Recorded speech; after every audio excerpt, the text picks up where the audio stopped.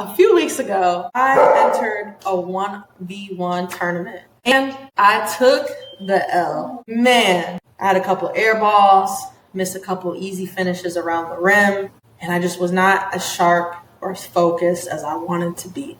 And I wish I could say I left the tournament feeling confident or inspired, but I did not. I was disappointed, I was frustrated, and my ego just took a hit. No one likes to lose.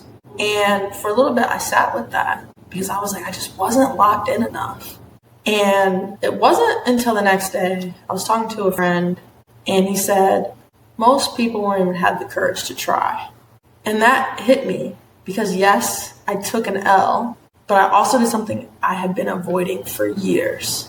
And for the first time, I was proud of myself, not because of how I played, but because of how I showed up. I realized this experience had more impact on me and how I plan to live my life than I would have guessed going into this event.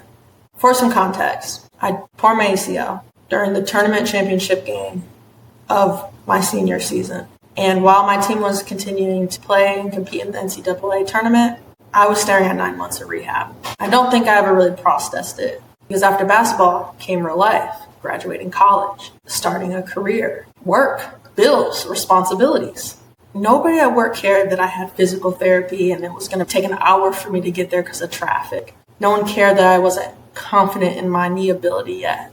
Life just kept moving. Somewhere along the way, basketball just became something I avoided. Not necessarily like intentionally, I think it's just subconsciously, where I stopped putting myself in situations where I could find out where I really was.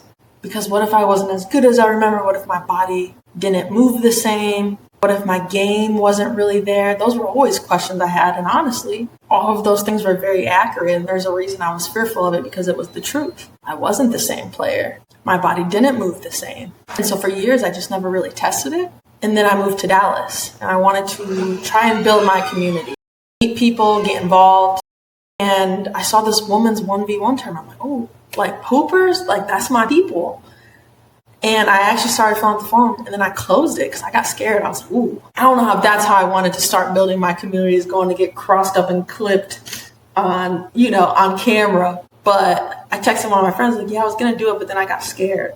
And after I sent that text, I had this moment. Since when does being scared mean I don't do it? Because that's not who I want to be. For that reason alone, I signed up. Not because I thought I'd win, not because I felt ready. I just wanted to know where I was as a player, as an athlete, as someone who loved competing. And that part alone made the decision worth it.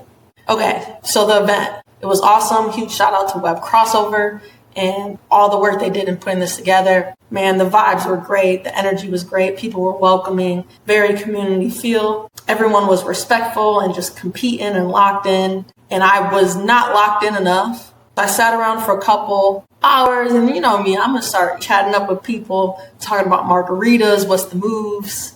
I was just kind of vibing. And by the time I got on the court, I mentally wasn't where I needed to be. Shout out to Boss. I still hoop with her now. She gave me buckets. I am planning on redeeming myself for sure. But the pace just felt fast. It felt sped up. I was overstimulated. Her jumper was cold, like great finishes. Defense was real tough in the paint. Credit where credit is due. She played great. I took the L and I needed it because I knew exactly where I was, where I actually am as an athlete, as a player. I have stats, I have data, I have things that I need to work on, things I did well. I got to work on my game speed a little bit, but my conditioning was fine. It felt very exciting to know where I'm at having the data. It wasn't discouraging because certainty is heavier than reality. So all this to say, this wasn't a video about hooping. It's about the bigger lesson because I started to think about everything that was happening in life. I moved to Dallas. I started a new role. I've been learning things I've never had to learn before. I've been posting on YouTube, which is something I've been wanting to do forever, but was kind of afraid to do. I had been putting that off for 10 years. And by posting and putting myself out there more and trying to get in these new experiences, I started asking for what I wanted more. The basketball tournament wasn't an isolated event. It was the same lesson showing up over and over again. Scared to publish? Publish. Scared to compete? Compete. Scared to ask for more money? Ask. Scared to express yourself? Go ahead and share that experience.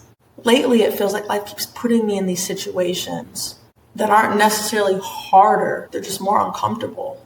That's different because the new role isn't harder than my last role. It's just unfamiliar. Publishing videos isn't harder. It's just vulnerable. Competing isn't harder. It's just like your ego is now at question. I kept telling myself when I'm ready, then I'll do it. Lately, I realized ready isn't something you wait for. Readiness is something you become. It's not confidence, it's just expansion. Expansion feels weird because it feels uncomfortable and exciting all at the same time, like a new city, a new routine, new friend groups, new business ventures, new roles, new experiences. None of them require me to be good at them right away. They just require the willingness to be seen. And that's the hardest part. It's not the work, it's not the challenge. It's just being willing to show up when I don't feel ready. And that fear really never goes away. It doesn't get easier. You just get more used to being uncomfortable, confident in the ability to handle it, whatever gets thrown your way. The fear was still there, the nerves are still there, the uncertainty is still there. But at some point, we have to stop treating fear like a stop sign and start treating fear like it's information. There's a quote that Layla Hermosi uses all the time, and it's, fear is a mile long and an inch deep. I think that this tournament reminded me. For years, the idea of competing or figuring out where I stand felt huge. Feeling seen felt huge. And then I did it, and I was okay. In fact, I was better for it. So the question I want to leave you with is, what have you been avoiding because of fear? What conversation, what opportunity, what goal?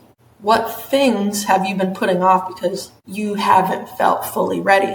Because life is too short to be spending time avoiding what matters most to us, what we want. And lately, that's been the challenge to myself. Going after what I want unapologetically. If I look stupid, oh well. I'm not going to care when I'm 80 anyways. If you're scared to ask, ask. If you want to compete, compete. If you want to go after something, go after what you want. Some of my biggest wins in life recently haven't came from strategy. They've came from courage. And if you're willing to take one thing from this video, let it be, don't wait until you're ready. Do it scared. Life is too short to spend it avoiding what we want the most. As always, I'm rooting for you. I believe in you. Go live life intentionally.